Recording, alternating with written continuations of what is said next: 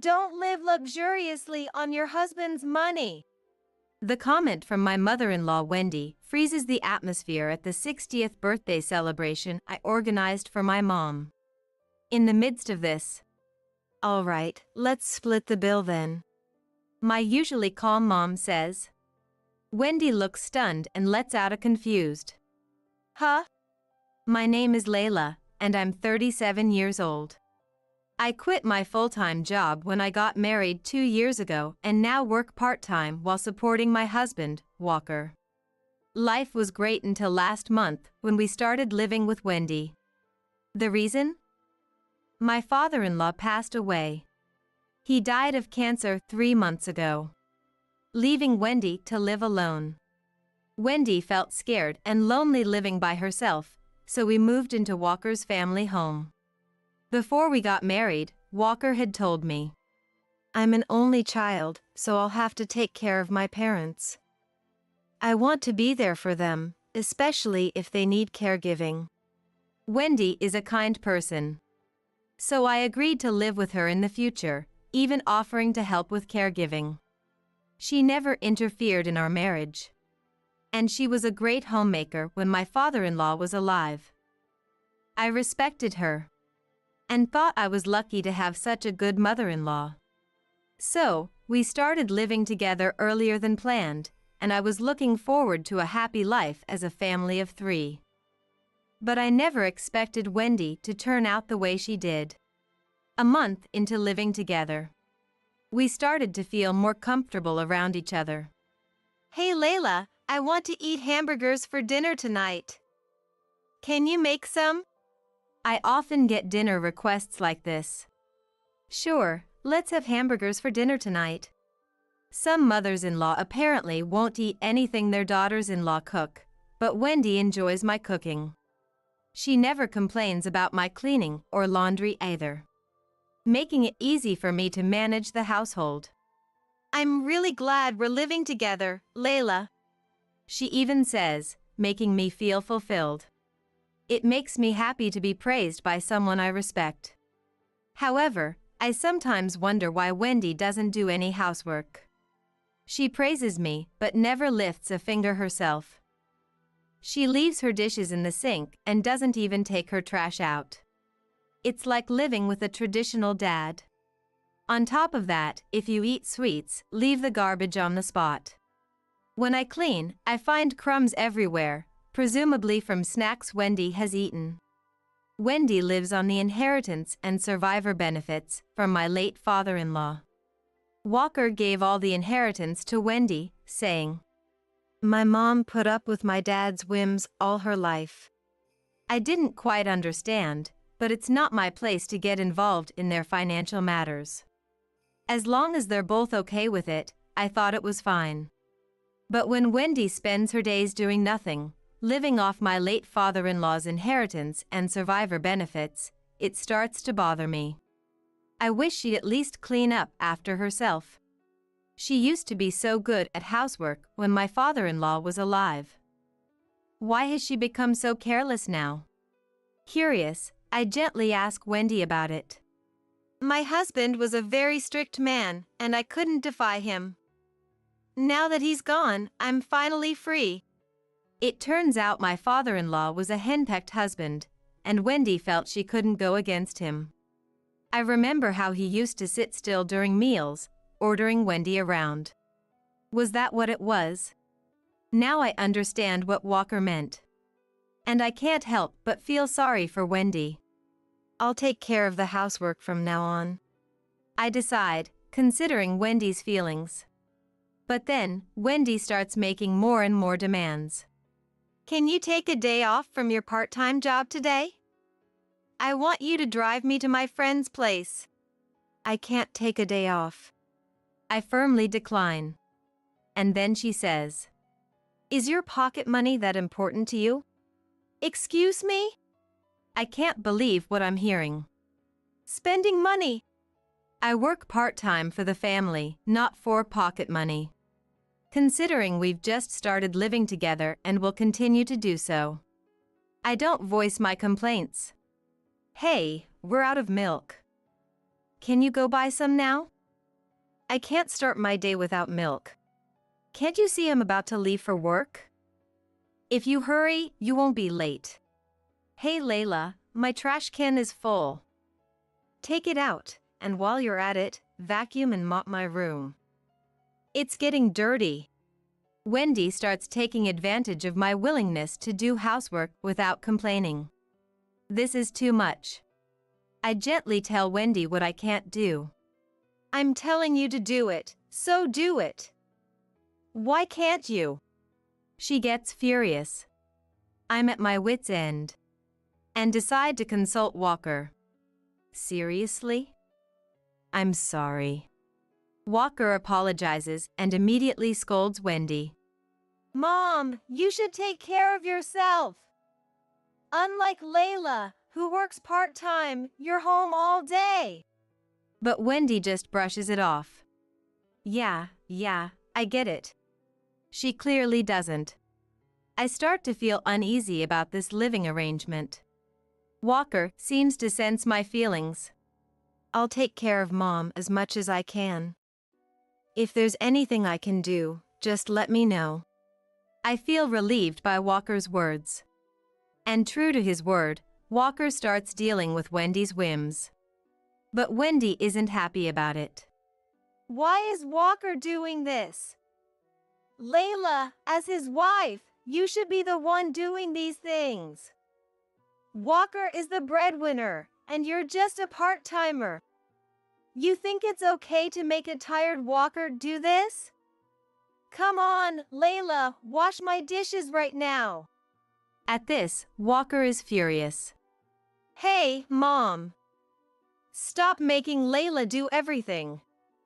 If you're going to talk like that, shouldn't you, who does nothing all day, be the one doing the housework? He has a point. But Wendy is angered by Walker's words. What are you talking about? Your father always told me, a wife must take care of the family, a wife must obey her husband. Now that he's gone, I'm not anyone's wife, and I'm the head of this household. That means Layla, as your wife, should be taking care of me. Is Wendy still bound by my father-in-law's words? I can't hold back and argue with her. Wendy, times have changed. These days, no one thinks that way about wives and husbands. You need to change your mindset. Walker nods in agreement. But Wendy's face turns red with anger. What are you saying? Are you calling me outdated? How dare you, as a wife, say such terrible things to me? I'm shocked. Then Wendy continues to vent her anger at me.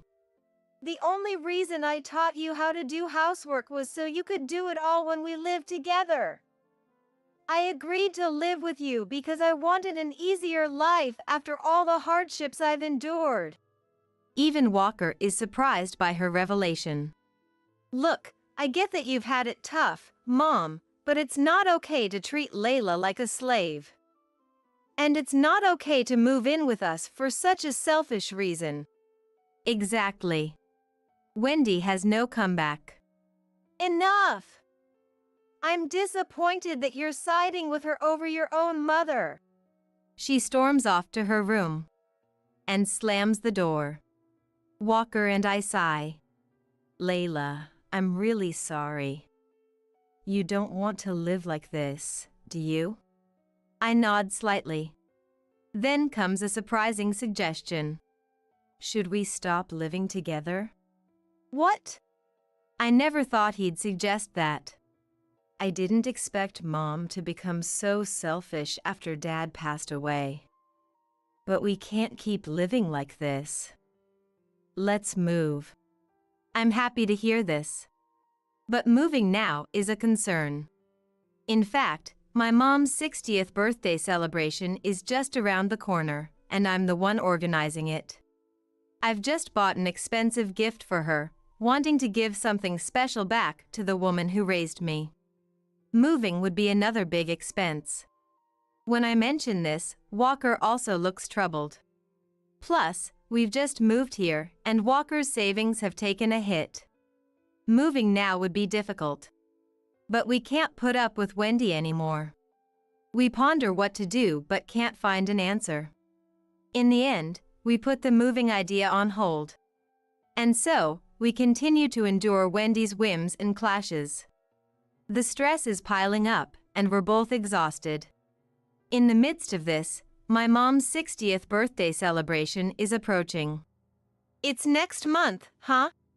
As Walker and I discuss the celebration, Wendy joins the conversation. What's happening next month? We proceed to explain. So, please have dinner alone that day. I'll prepare the meal for you. When I said that, Wendy, as usual, made a selfish demand. I'm coming too! You're coming too?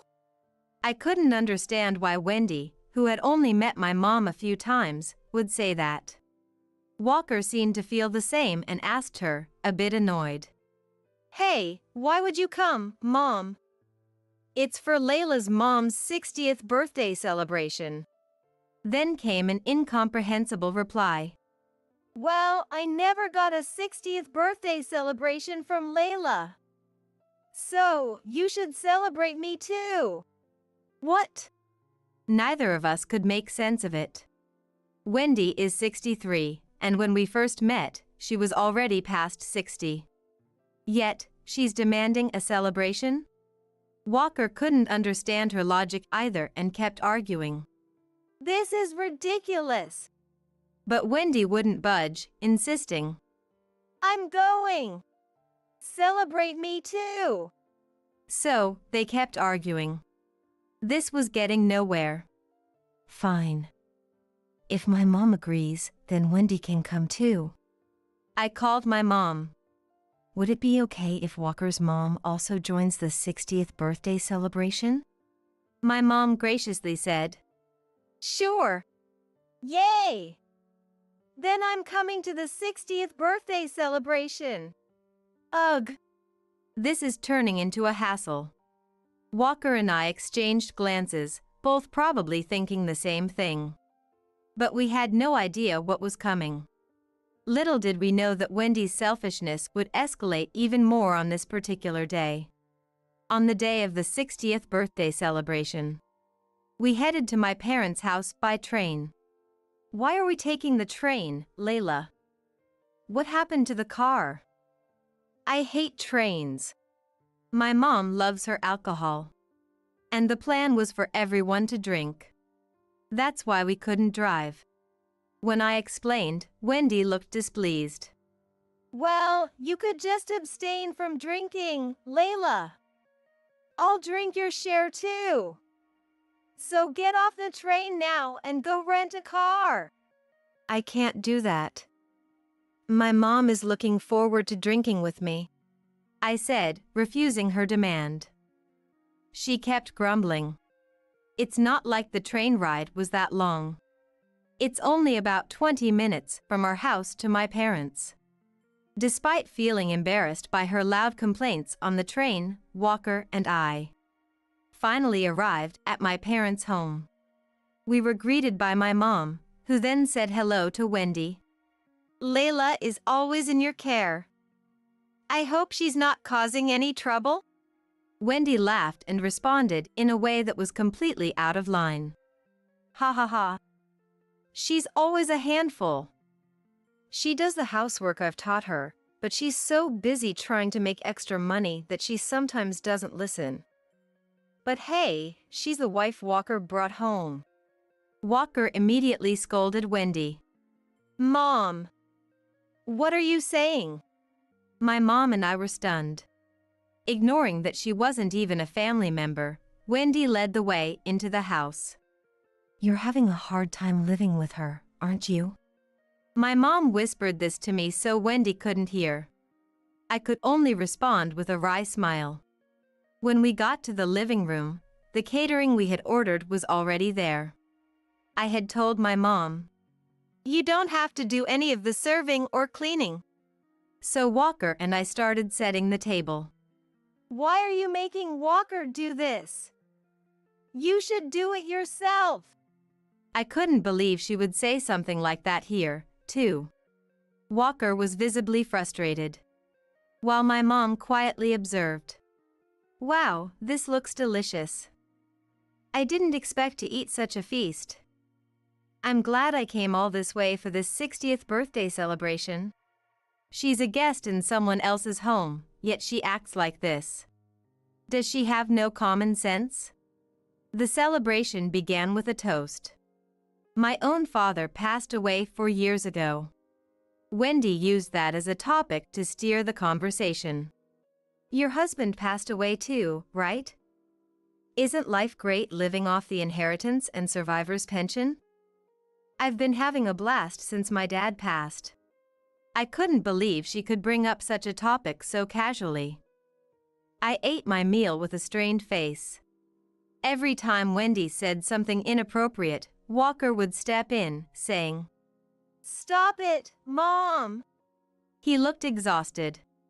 We both regretted bringing her along, to say the least. For the record, my mom works and doesn't rely on my dad's inheritance or survivor's pension. She seemed taken aback by Wendy's comments, too. Then the topic shifted to the catering I had ordered. So, this is delicious, but how much did it cost? Was it expensive? Like $200 or $300? Another tone-deaf comment. Just as I was getting fed up, Wendy suddenly became angry. You know, it's fine to celebrate your mom's 60th birthday, but doing it with Walker's money isn't right. Use your own spending money.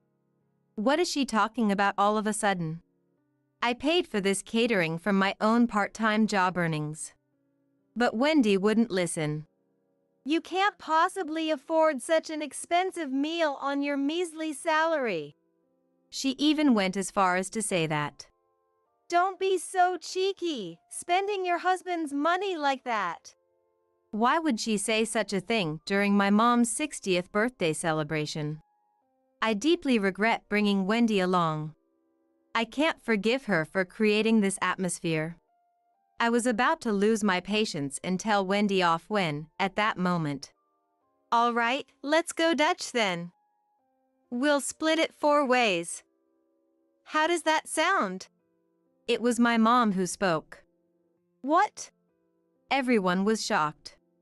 My mom, who had stayed silent every time Wendy made an outrageous comment, was now suggesting this. Wait, what are you saying? Going Dutch on a 60th birthday celebration? That's absurd. Wendy was rattled by my mom's words. In response, my mom spoke confidently. Layla has explained multiple times that she paid for this with her own money, right? But Wendy, you wouldn't accept that, insisting it must be Walker's money. So, I thought going Dutch would settle this. Wendy was speechless. My mom continued. Oh, and Wendy, please pay with your own money, not the money left by your late husband. At this, Wendy became furious. What? Why do I have to be told that by you? Facing Wendy's red-faced, loud outburst, my mom responded calmly. Well, you did say, don't indulge in luxuries with your husband's money, didn't you? So, it would be wrong to use your late husband's inheritance, right? Fair point. Wendy had nothing to say. But she was so furious that she started to say something ridiculous. Well, it's fine for me. But not for Layla. Because Layla is using my precious Walker's hard-earned money. If a wife spends it carelessly, of course a parent would get angry. She's talking nonsense. Walker and I exchanged incredulous glances. I get it, I really do. I'm angry too. I'm frustrated that my dear daughter is being unfairly scolded by Wendy. At this, Wendy seemed at a loss for words, struggling to come up with a retort. Well, you see. Stuttering and flustered, Wendy was silenced by my mom's next words. Initially, I was going to let it slide, watching you berate Layla. I didn't want to cause any issues in your future living arrangements. But enough is enough. You're the one living lavishly on your husband's money, and you dare tell my daughter not to do the same? Are you kidding me? How can you demean and belittle my daughter in front of me? What would you think if I did the same to Walker right now? Wendy was completely silenced. I never knew my mom could get this angry. Neither Walker nor I could hide our surprise. Wendy, now quiet, seemed regretful and teary-eyed. She grabbed Walker's hand and stood up. Walker, let's go! I can't stay here any longer. For some reason, she tried to leave with Walker. Walker, of course, didn't go with her. He shook off her hand and snapped. How selfish can you be, Mom? Enough is enough. Wendy started to cry. What now? Even you, Walker? Everyone's treating me like the villain. I was thinking of you when... Before she could finish, Walker shouted. Cut the crap. What's for my sake? Apologize to Layla right now for ruining this 60th birthday celebration. Wendy was visibly shaken by Walker's fury. He seemed so forceful that it looked like he might hit her. Perhaps because of that, Wendy complied meekly. I'm really sorry. I truly apologize. Wendy offered a heartfelt apology to me and my mom. After all the times she had bossed me around, she was finally apologizing sincerely, so I thought about forgiving her. Yeah, right. I'm sorry, but I can't put up with Wendy's selfishness anymore. Ruining my mom's 60th birthday celebration made me realize that I can't live with this person any longer. Please, let's end this living arrangement. With the atmosphere already tense from my mom and Walker confronting Wendy, I unleashed my pent-up anger. That said, I never thought I'd be able to say all this to Wendy. Wendy was shocked when I suggested we should stop living together. She clung to me with a loud voice. Please don't say we should part ways. I'm truly sorry. I messed up today, but from now on, I'll take care of myself. It's too late for that now. So, as you've said, take care of yourself. In your own home. Also, remember you mentioned not living large on my husband's money? Starting today, you'll need to find a part-time job and earn your own keep. My point was, own up to what you say. Wendy was taken aback. No, that was a mistake. I take it back. I didn't mean that part about not using my husband's money. Walker chimed in, a touch of irony in his voice. So, moving forward, Layla can do whatever she wants with my money, right? Exactly.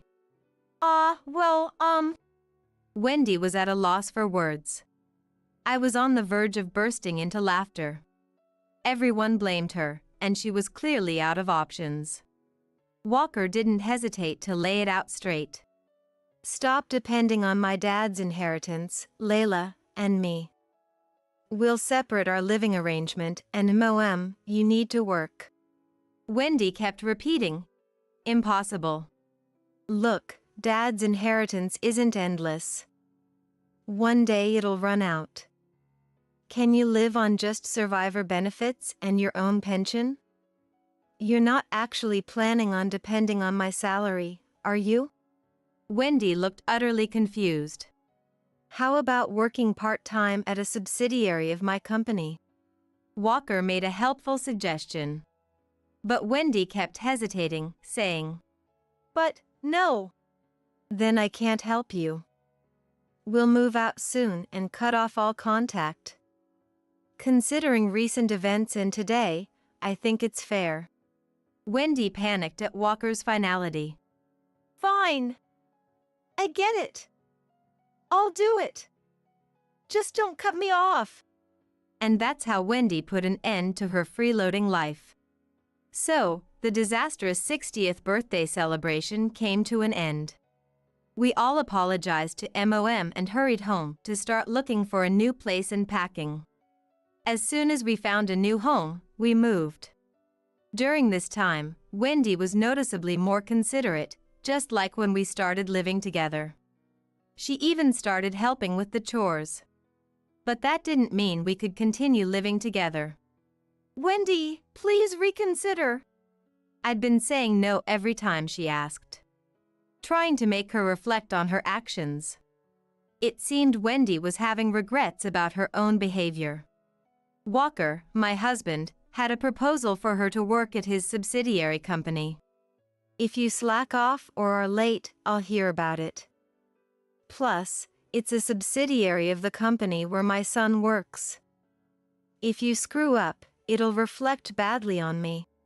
He figured a reasonable mom would consider. Basically, Walker was taking control until Wendy couldn't mess up her life anymore. He's a tough cookie, I thought. Days later, Walker told Wendy, I spoke to the factory manager at the subsidiary. You have a job interview. With no escape, Wendy reluctantly went to the interview. She got the job and started working 5 days a week. Since she had been so lazy before, work seemed pretty hard, and she spent her days off sleeping. As Walker had suspected, her work ethic was quite diligent, lest she ruin her reputation and, by extension, his. Working 5 days a week made her too tired to make a mess at home, which helped keep the household in order. In the midst of all this, she confided, How long will I be stuck like this at my age? Living alone is lonely. If she hadn't been treating me like a slave, everyone could have been happily living by now. By the way, we had to redo the celebration for my mom's 60th birthday because Wendy had ruined it the first time around. It took some time to save up the money. Of course, Wendy wasn't there. When I proposed to my mom that we redo the 60th birthday celebration, she declined, saying, I appreciate the thought, but it's too expensive. Your feelings are enough. In that case, I said, and decided to prepare a nice meal at home. We had a delightful 60th birthday celebration redo. My mom was overjoyed, and Walker also celebrated with us. Hey, Layla, you're not drinking? Well, actually. That day, my mom saved me from the unpleasant Wendy. They say motherhood is a strength, and it's true. I'd been frustrated and stressed by Wendy, so this event reminded me of how great a mom can be. I want to be a mom who, no matter my age, cherishes her children just like mine does. Kids who play sports sure do eat a lot, don't they? I wonder if that's enough food for them. Yeah, it's not just food, but clothes and tuition fees cost a lot too. That's right. Groceries and tuition fees really add up. And with exams and everything else coming up. That's why, Nancy, I truly appreciate you sending us meat. From Susan's behavior, I began to suspect her true intentions. Surely, Susan wanted cash, not meat or vegetables. I get that. But it's a fact that growing kids costs a lot in food expenses, right? I hinted at my reluctance to provide cash assistance indirectly. Once you start giving cash, it's clear the demands will only continue.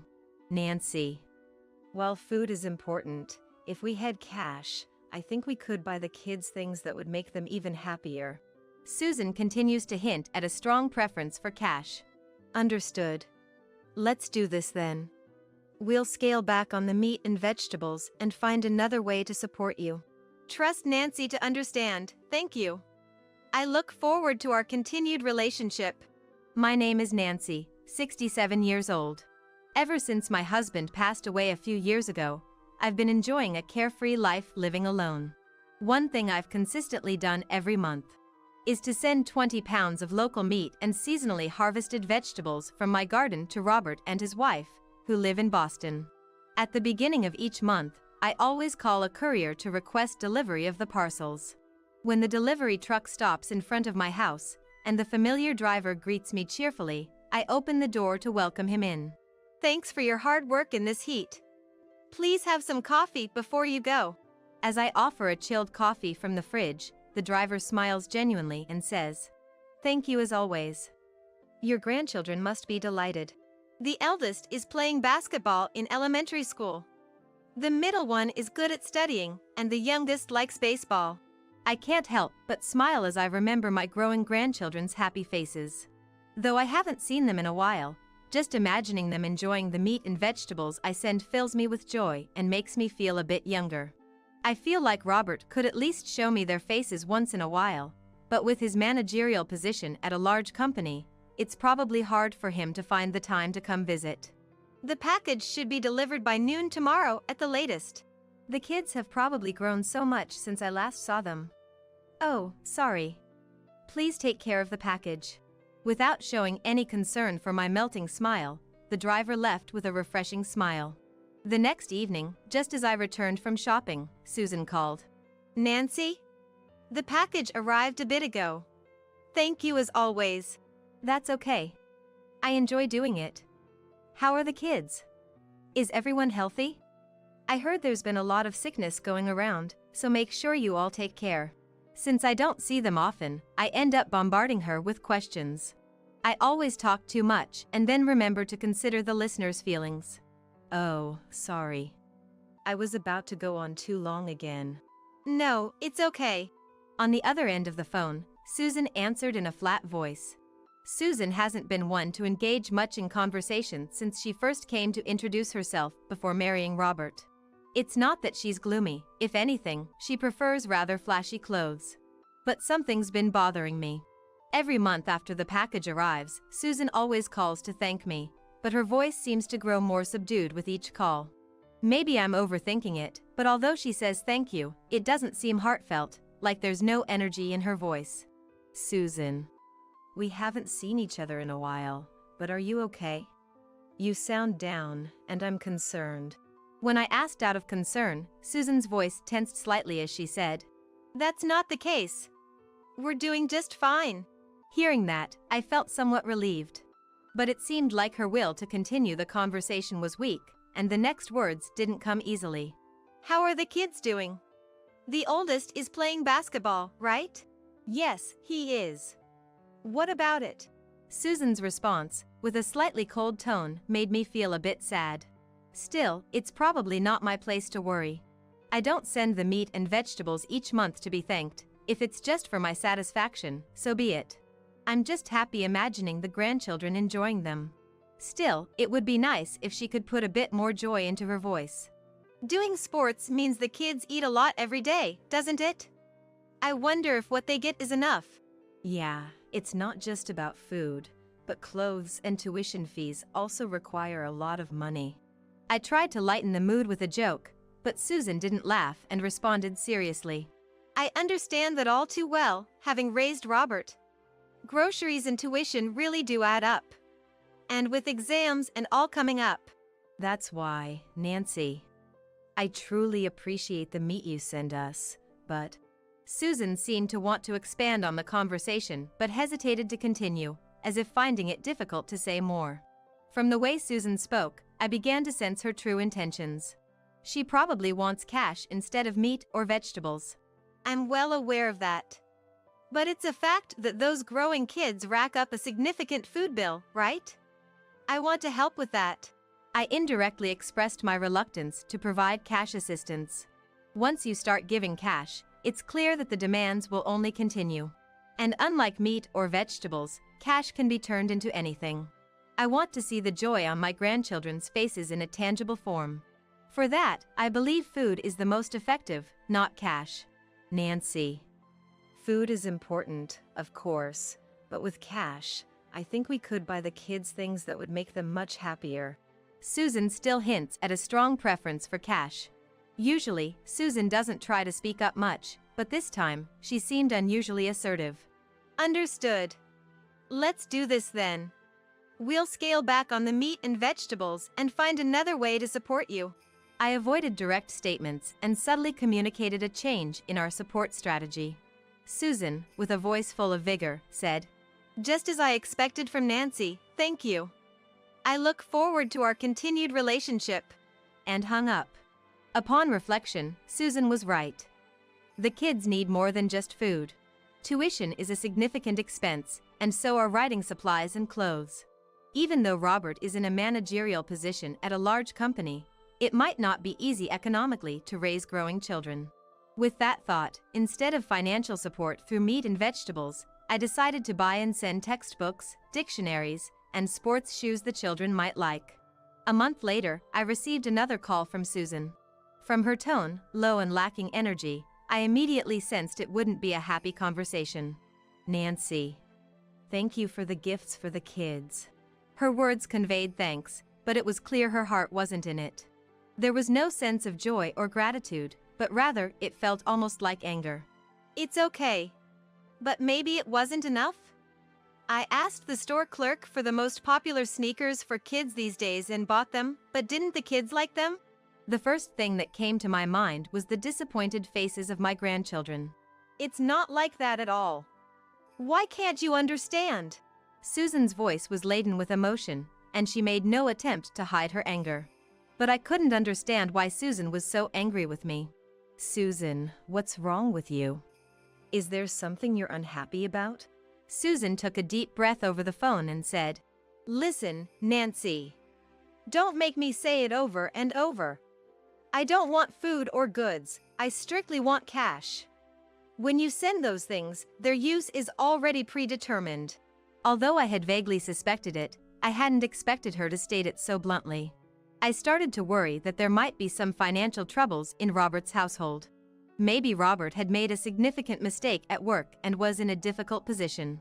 Or perhaps he was under so much work-related stress that he had accumulated a large amount of debt and was now trapped in a situation where he couldn't do anything about it. Otherwise, I couldn't think of a reason why Susan would be demanding cash so insistently.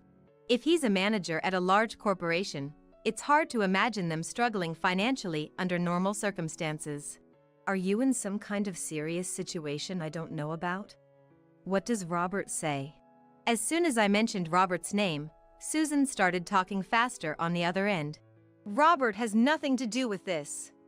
He's busy with work and doesn't want to worry about family matters too much. That's all." While she sounded like a considerate wife worried about her husband, her rapid speech made me feel like she was hiding something she didn't want to be discovered. "I see. Let me think a bit more about whether to send goods or cash. I'll try to help in the best way I can. I'm going to hang up now." Avoiding a clear answer, I kept my thoughts vague. Susan kept complaining until the end of the call, but I decided to completely ignore it. In the evening, timing it for when Robert would be finishing work and heading home, I decided to call him.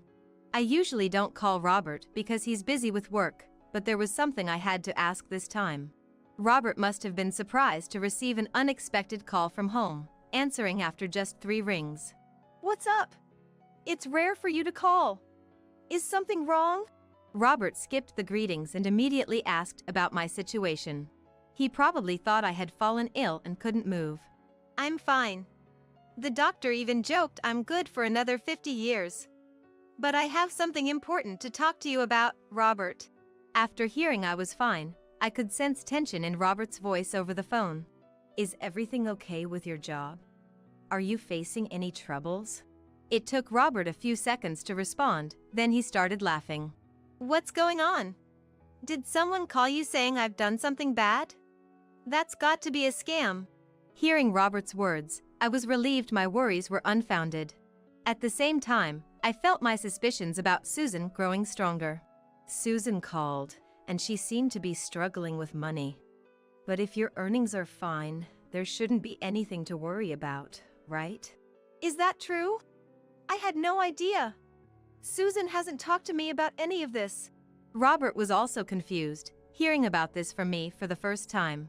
I went on to tell him about how Susan had rejected the meat and vegetables I used to send, and even the stationery, clothes, and sneakers I bought for the grandchildren were not well received. Robert, who had been silent at first, became very serious. So that's why we haven't been getting any meat from you. The kids have been complaining about missing your delicious meat. So it was like that. The eldest is playing basketball, right? Are they eating well? The eldest and even the youngest, who recently started baseball. But they complain about the cheap meat Susan buys not being tasty since your meat stopped coming. Knowing the truth from Robert made me decide to verify Susan's intentions. Are you going to be home this Saturday, Robert? Will everyone be there? Evening should be fine. The kids will be home by then. Wait, Mom, you're not planning to come here, are you? That's the plan. Is it inconvenient for you, Robert? No, not at all.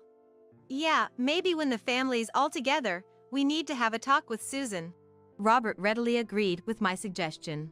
On the appointed Saturday, I took the unfamiliar step of flying up to the city. Robert had initially offered to pick me up from the airport, but I declined, thinking it would alert Susan, and took a taxi to their house instead. After pressing the doorbell, Hello? A woman's cheerful response came, and the front door opened. Good evening, Susan. It's been a while. As soon as she saw my face, Susan's expression froze. She seemed to be frantically pondering in her mind whether to accept the sudden appearance of me. May I come in, even though it's quite sudden? That would be. I need to consult with Robert first. It would be troublesome. Susan stood in my way, blocking entry, but Robert came out from the hallway and said, Good to see you, Mom. Come on in. Noticing brand-name women's shoes at the shoe cabinet. How much did these shoes cost? I murmured quietly under my breath. As the barrier Susan set up easily crumbled, she hurried into the living room. I changed into the slippers Robert offered and quickly followed Susan. Entering the living room, I couldn't believe my eyes. A luxurious chandelier hung from the ceiling, shining brightly, and brand-name bags were scattered carelessly on shelves and sofas. The sofa and table were also stylish, made by famous international designers. They did not look like a household struggling financially. Susan, having had everything seen, was now frantically trying to hide the branded items around the house. Robert's earnings should be sufficient for such luxuries. So why did Susan want cash? I tilted my head in an exaggerated manner, and Robert joined in. Seems like Susan's unhappy with what I make. He glared at Susan. Susan, clearly shaken and finding no way out, finally snapped. That's right, it's not enough. Is that so bad? It costs that much to be a mother. She raised her voice defiantly. You wouldn't be short if you didn't insist on buying brand name stuff. We'd have more than enough if we lived normally. Robert retorted angrily. In response, Susan, without any sign of remorse, glared back at Robert. Robert might not understand this, but in the world of mom friends, keeping up appearances is essential. If you don't show you're at least a bit well off, you'll be ridiculed by everyone. To avoid that, you can't skimp on spending money on brand names. If something is popular, you have to buy it right away, and for dinner parties, you have to choose slightly more upscale restaurants or you'll be laughed at behind your back by your mom friends. Even now, it's nowhere near enough. I should be going to beauty salons to take care of my skin, and clothes from last year are already out of fashion. I need new ones soon. But then there's Robert talking about saving for the future and for the kids, making it impossible for me to have any freedom with the money. So you plan to deceive Mom to get money? Deceiving? That makes it sound like I committed fraud. No, I just wanted Nancy's help. What's wrong with that? Susan had completely become defiant. It's clear now that you only thinks about yourself. What a lonely person. I spat out, and Susan glared at me with a look full of anger. Huh? I'm explaining how tough the world is, and you still don't get it? Are you keeping up with the times? Or is your mind starting to go? Are you okay, Nancy? Susan freely insulted me, then sighed deeply. If anything, I'm the victim here. Selling all that heavy meat you kept sending, considering the shipping costs and conversion, it's been incredibly difficult. And with such small earnings already. Susan was reselling the meat Mom sent? What kind of person does that? Robert held his head in dismay while Susan awkwardly admitted, I only sold a little. Most of it went to feeding the kids. And no one wants to buy stationery or textbooks. It's tough. Well, the sneakers were popular. I could have sold them, but the kids wouldn't let go. Of course. You were even willing to sell the things our children cherish. Then, the 3 grandchildren who had been playing in another room came out, having heard their parents arguing. That's right. Mom was terrible. She tried to sell the shoes Grandma bought us while we were at school. Yeah. It's only because I took them to school to show my friends that they weren't sold. The grandchildren clung to me, their innocent eyes shining as they made their plea. Robert and I were completely dismayed by Susan's actions.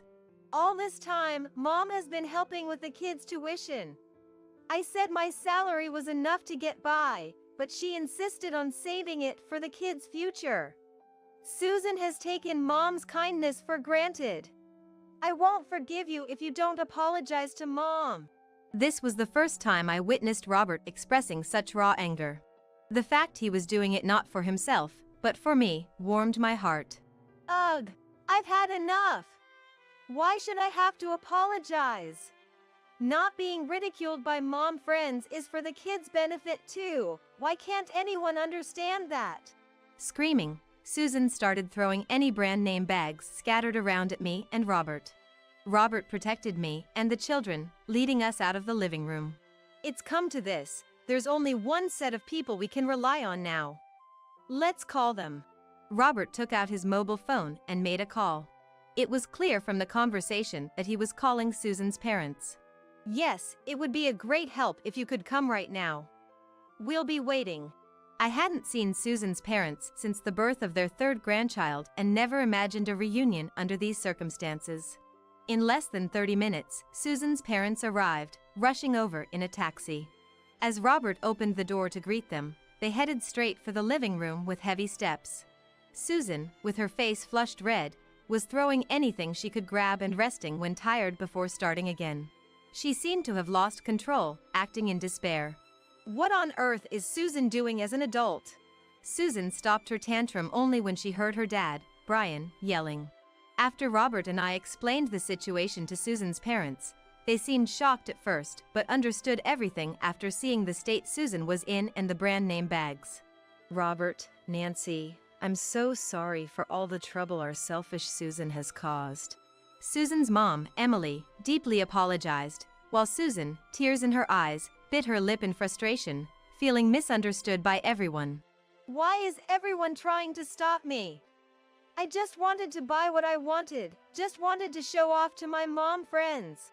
Earn your own money before you say such things.